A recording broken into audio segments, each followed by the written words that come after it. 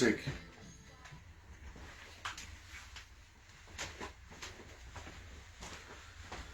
Well, hello everybody. I would like to thank one person, Suzanne Dwyer, a friend of mine's mother from Fort McMurray, Alberta. I want to go through this because it's breaking, it's current. A lot of faithful are reaching out to me. Suzanne, you're one of many, and I know your son very, very well. We've known each other a very, very long time. I've went through, if anyone wishes to look at my YouTube, I've went through a number of bills. Bill 32, Bill 24. When I say those bills, because there's been many in those number range, I'm talking specifically about last year in Alberta, 2020, not even 2021 this year, ladies and gentlemen. I did this release in the fall of 2020, before the end of Donald Trump, before a lot of things. Jason Kenney had been ascended to Premier of the province of Alberta. And the man, unilaterally and in full federalist stance, introduced many, many bills at record pace. 1 through 32 in that year alone. There are others that have come in at the beginning of 2021, but we're just going to look at the numbers ranged 1 through 32. That many bills, as he brags literally about breaching the Constitutional Act of Canada already over 75 times. Now, Arthur, for those who don't know, Arthur and David were both arrested. They were arrested for going to the Ministry of Health's personal residence. They had what are considered private property protests there. There they were met by police who first used a set-up, staged alcohol and breath sampling station for all those who tried to leave in their vehicles. Post that, once they had all those people registered, David and Arthur were then arrested when they went out to the highway. When they hit what is a federal highway, they were arrested under criminal code for absolute breach. I'm going to tell you my story about criminal code and just a recent breach for myself going back to 2016. For those who don't know, it's found early on my Facebook post being released from incarceration, just like the Pulaskis have already faced, and now they face further breaches on conditional release. We're going to go through the laws of Alberta as the Labour Party of all, NDP and those prior to NDP, real working, hard-working Canadians, specifically in the province of Alberta, where we had all of these laws for protesting private residence cemented. They're cemented provincially. I know Arthur states, so don't swear, don't do all these things. If you look at my YouTube videos, you will see me do all of these things in just recent history. I did not get arrested. There was no police action. You can even look at my recent actions right here in Hamilton, Ontario, and a statue fell. And you can look, I was not arrested. There's reasons for that, because in the provinces, across all provinces, specifically my home province of Alberta, there is precedent law. When you go to Labour and you look at private property protest, you will see it's backed up. Not once, not twice, but literally hundreds of times in precedent law. And the legality...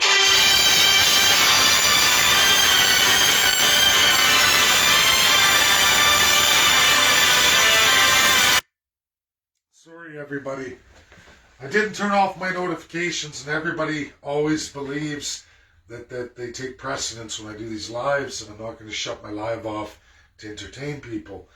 This is a public release. So, for everybody, Arthur and David are incarcerated. They got a breach. I don't know the status of their release, but it will come with tremendous conditions. I'm going to give you my story in 2016 as I was going through a painful period of my life and what had happened to me on religious grounds at the time. For all those who remember this story, there was a young religious fellow in Quebec who went and shot up a mosque. He shot and he shot at people in a mosque. He was arrested. Canada passed emergency measures against religious freedom, and I don't condone that male's actions. He went through federal prosecution. He was convicted. He's incarcerated today. But at that time when that happened, I myself was going through a terrible time. I was on release conditions, not found guilty of any crime, but Canadians understand your criminal code.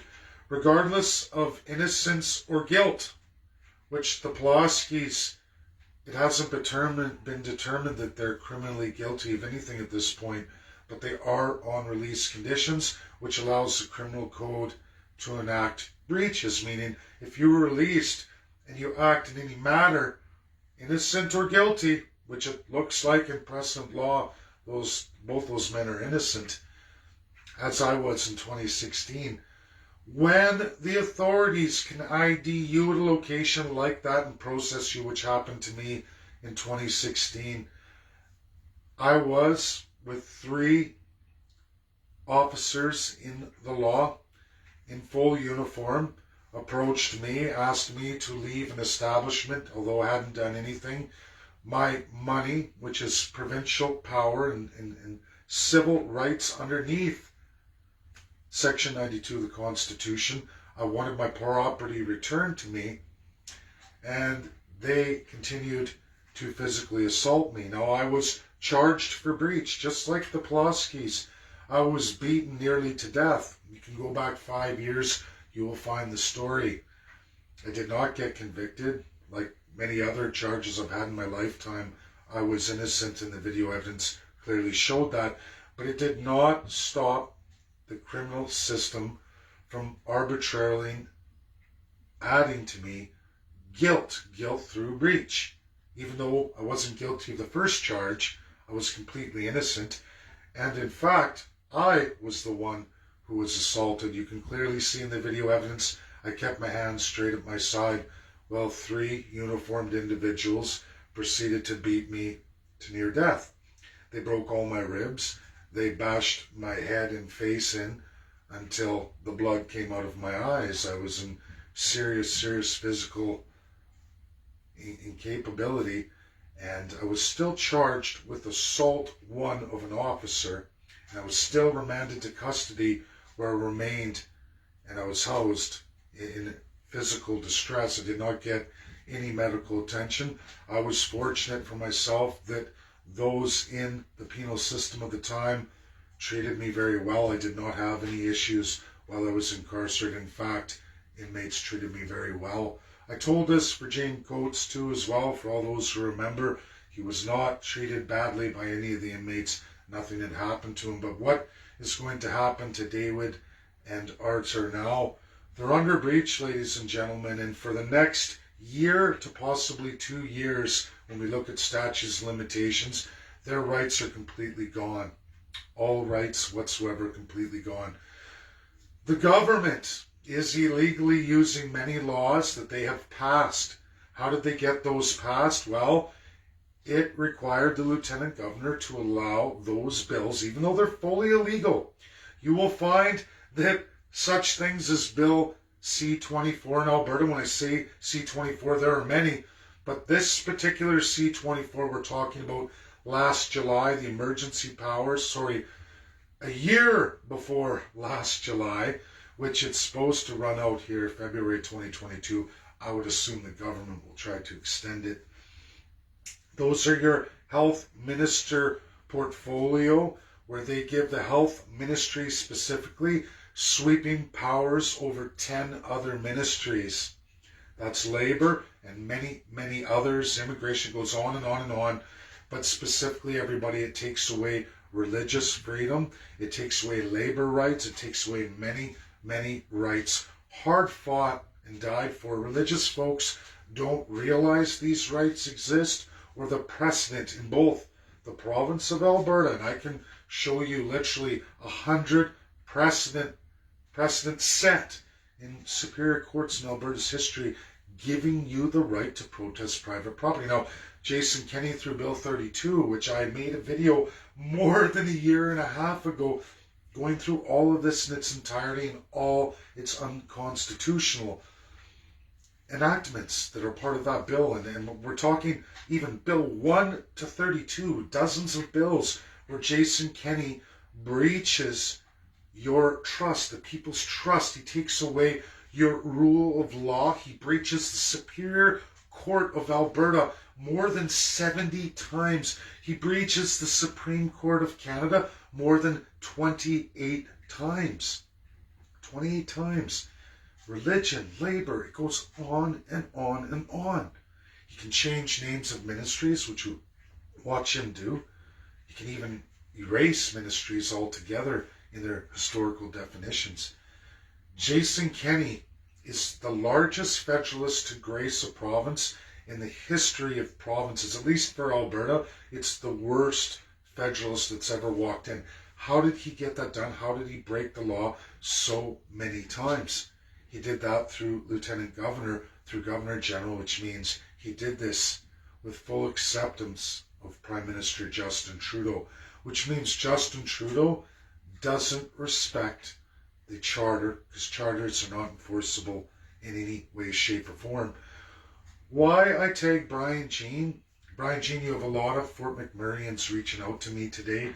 I would like to see you talk to all those people, and for everybody, Brian Jean's a lawyer, and he's going to be battling for leadership of UCP against one Jason Kenney.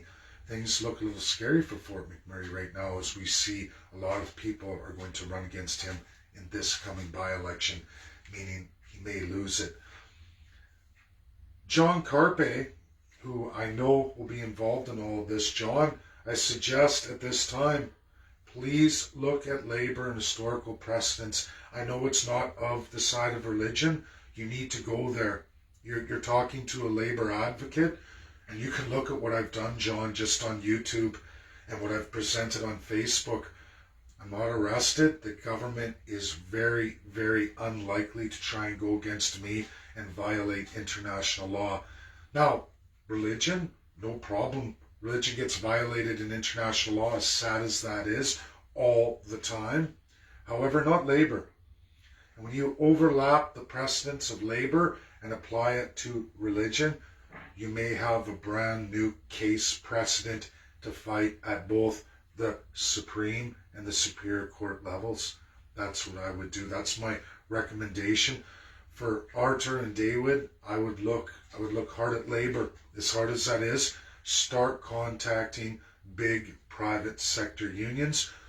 Get lawyers to look at the monumental wins by labor protesters. You will find all the protests you're engaging in actually come from the left side of politics, specifically the labor movement, where monumental wins, much more violence, much more atrocious behavior in times when that was called forward. The government broke and the rule of law was applied. Now, Jason Kenney is trying to erase all of that rule of law, specifically through Bill 32, Bill 1 to 10, the new ones that are put through, Bill 24, obviously giving that health ministry power over fundamental human rights. Now, Canada, everybody, Canada doesn't follow human rights, none whatsoever. We are not communist. Everybody, stop giving that narrative. You're absolutely wrong. We are a constitutional monarchy. We are a legislative parliamentary system through constitutional monarchy, meaning a crown power. This is that Lieutenant Governor and Governor General. Rule of law can be changed with a snap of a finger, just like Jason Kenney does through his legislature, overstepping boundaries not backed up by the Constitutional Act of Canada. It goes against what limiting powers of Section 92. He goes beyond that into Section 91. How does a Premier get away with that? Again, he does that through Lieutenant Governor and Governor General, meaning the Prime Minister allows him to do that. They're both breaching fundamental rule of law, established precedent. And they're doing it. They're doing it in the name of a pandemic, which clearly in my next video, we're going to go through the endemic. What's happening in the United States of America, even with Fauci claiming now that possibly he's going to add PCR test requirements for people after post-isolation, regardless of vaccination status. The reality is there's not enough money. There's not enough socialism in anywhere in any North American government to achieve that. It's never going to happen. When you think 320 million Americans, this is sweeping through Omicron, and it is endemic, everybody. We're going to get through it, and I know with Arthur and the religious folks, you're not ready to address that, and that's okay. That's not what this video is for. This video is to give you direction to go forward in the province of Alberta to follow rule of law. You're going to have to team up with Labour. You're going to have to go through Labour and Labour precedent because it's there. And you will find precedent set on private property, what they're trying to do with Arthur and his brother on breaches, which if you look at Labour, you're going to find those aren't achievable. And the government's in violation of actual precedent, I mean, they're violating rule of law. Check it out. It's worth your time. It's worth your energy. Find the answers there, because I can tell you as a Labour advocate, for a guy who's done many of these same challenges to the system, and I won every single one in my history. You don't see me in prison for those things. You don't see me in a lot of things. Religion, they got me on. They got me that day speaking out about Muslim behavior in Muslim countries, in my own country, on Christian churches and Christian people throughout the world, which is just voicing the truth. I got my body broken and beaten right to the ground. And I was breached. I was thrown in prison, and I was nearly beaten to death. That's a fact. This is what happens when you breach. Most Canadians don't understand this. You can be 100% innocent, but once you go through the process, once you're in release conditions, they can breach you for anything whatsoever, regardless of your guilt or innocence. Even in the face of being 100% innocent, they can remove all of your rights in this country. It's always been there, ladies and gentlemen, and many Canadians in a minority will tell you this, and they're often of the first people and absolutely of the third class. You hardly ever see it with the second class if they have enough money, and you never see it with the first class. That's reality. It is those in poverty and those are the first people. Those are the people who experience it the most. It's no secret to them.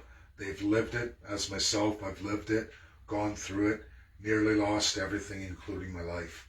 That's reality. I give these educational series videos to help. That's all I can do. I don't agree with people's narrative of anti-vax and anti-COVID.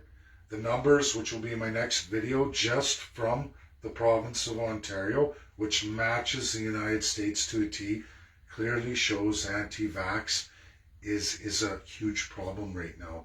It's a huge problem, and it's taking us away from an endemic and keeping us in the pandemic. Something we don't want to do. CDC hasn't even been presented to Canadians as it really is. I'll be going through that. But for Arthur and his brother, follow Labour, follow precedent. This is for you, John. This is for you, Brian. Go look at those things. I know historically Wild Rose was never looking at so much about Labour, but this is the time to visit that left side of history. I know religious folks don't understand this because you've always been a majority. It's the first time in your recorded history, at least in the province of Alberta specifically, that you become a minority under health. And this is why you have to look at it. Thanks, that's my video. Go on YouTube. You can find my name on YouTube. You will find a history of all the videos I do and the massive breaches with Bill C-24 out of Alberta the summer before last, the 2020 summer, and of course Bill 32, and it goes into other bills as well too. There's your education. There's lots of video there, lots of education on just how much law and precedent, meaning the Supreme and Superior Courts, are breached just by Jason Kenney alone.